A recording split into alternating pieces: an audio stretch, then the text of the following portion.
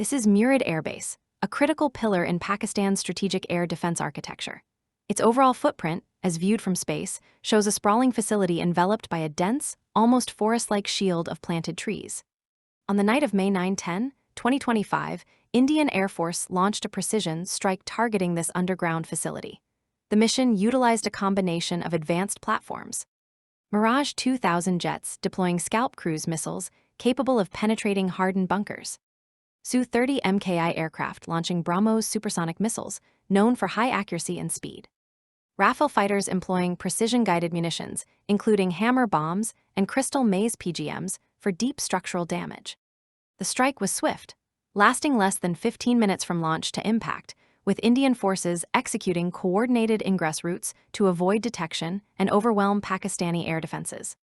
Post-strike satellite imagery reveals the strike's impact. A substantial crater approximately 3 meters wide sits just 30 meters from the underground facility's entrance. Adjacent command and control buildings suffered roof collapse and structural breaches, with visible cracks exposing interior damage. Vehicles and operational equipment were destroyed or disabled, severely crippling command capabilities. This operation marked a seminal moment in regional conflict. India successfully degraded a heavily fortified subterranean command and control hub using precision-guided munitions delivered by state-of-the-art aircraft. The strike demonstrated the effectiveness of modern standoff weapons against hardened targets and reshaped tactical calculations in Indo-Pakistani engagements. Every visible scar on the surface, from the crater to damaged rooftops, tells the story of a high-stakes operation designed to disrupt Pakistan's military command resilience by striking at the very foundations of its underground defenses. The landscape around the airbase is patchworked with fields and villages, a stark contrast to the highly controlled and isolated military zone. Measuring the runways and taxiways, Murid exhibits a classic configuration for high-value airbases. The singular long runway cuts through the canopy, flanked by dispersal zones with multiple fighter aircraft shelters arranged with precise spacing to minimize collateral damage in the event of an air raid. Perimeter roads and wide clearances between sectors act as both fire breaks and quick access routes for emergency response or security reinforcements. This design reflects lessons learned from decades of regional conflict and an ever-present focus on survivability. But the real strategic heart of Murid, the aspect that gives it disproportionate weight in Pakistan's defense plans, lies underground in a hardened command and control facility. Its existence is revealed not by overt architecture, but by subtle, deliberate construction signatures visible only on careful analysis of satellite imagery. In this close-up of an excavation at one edge of the base, we see clear evidence of an intensive, well-planned subterranean build. In the image, deep, sharply terraced sides bracket a rectangular pit, indicating careful geotechnical preparation to prevent collapse during the excavation of what is almost certainly a major access shaft or entrance to a fortified bunker network. A reinforced concrete ramp leads down into the pit, designed to support the weight of construction vehicles and future heavy transports. At the upper edge of the excavation, an angular concrete structure, possibly an access headhouse, suggests the main entrance for underground personnel or materials. These features parallel what OSINT analysts have documented at other Pakistani underground facilities, most notably at Kamra Airbase. There, nearly identical construction methods were used, relying on proven Soviet and Chinese-inspired designs that prioritize protection from airburst munitions and direct strikes. The excavation's position, away from but still adjacent to main operational areas, also supports assumptions about long, reinforced access tunnels leading from the surface toward a deep, multi-chambered facility beneath. Moving along the airbase perimeter toward the southeast, small, isolated compounds stand apart from the main clusters of activity. These are not typical logistical or housing blocks. Instead, the strategic dispersion, limited road access, and low profile are all indicative of support infrastructure for an underground complex. Such buildings often house ventilation or emergency systems, critical to maintaining airflow and pressure in sealed underground chambers, or serve as disguised escape hatches and backup communications nodes. Their spatial separation is by design.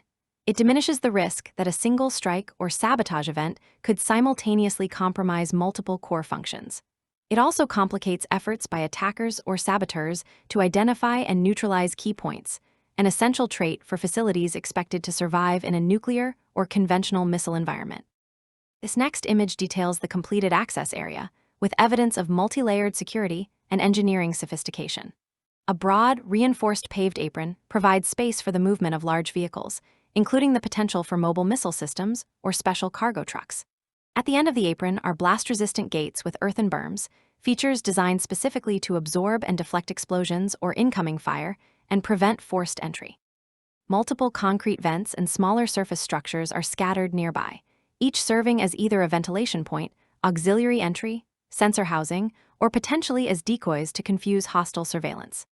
This arrangement of a large primary entrance with several additional, smaller access points matches both the blueprint and functional logic observed at Minhas/Kamra and Multan, the most important Pakistani underground installations thus far analyzed. It points to a significant internal volume, not just tunnels, but multiple large chambers.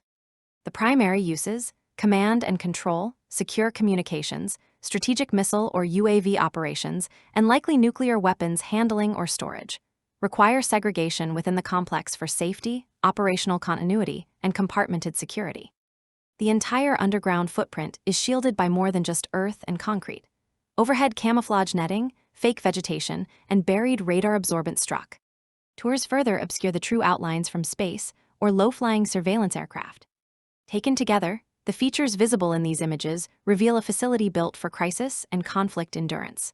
Heavy overhead protection, redundant entrances, and strategic placement all support the hypothesis that Murid's underground base was constructed as a near-exact replica of earlier Pakistani layouts, following patterns dictated by foreign blueprints and adapted only minimally over time. This standardization not only attests to limited local engineering innovation, but guarantees that proven protective methods are in place at every critical C2 node. In the context of Pakistan's defense doctrine, Murid represents a hardened backbone, designed to guarantee command continuity and weapons security in any scenario, including high-intensity conflict involving advanced standoff or even nuclear weapons.